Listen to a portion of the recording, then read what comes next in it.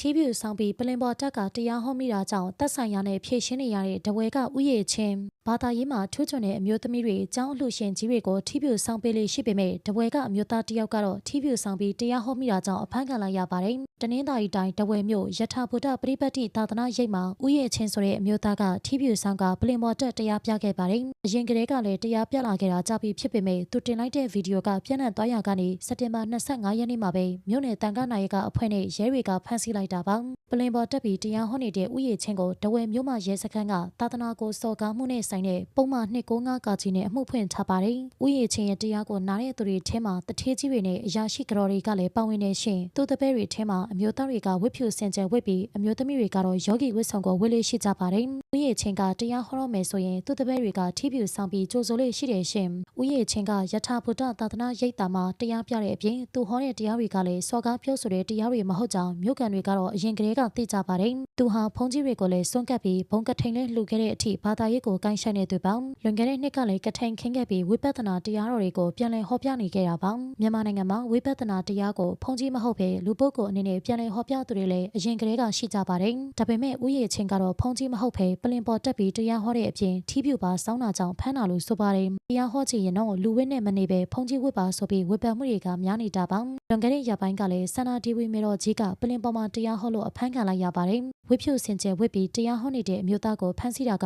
တကယ်ဖြစ်သိရလားရှင်။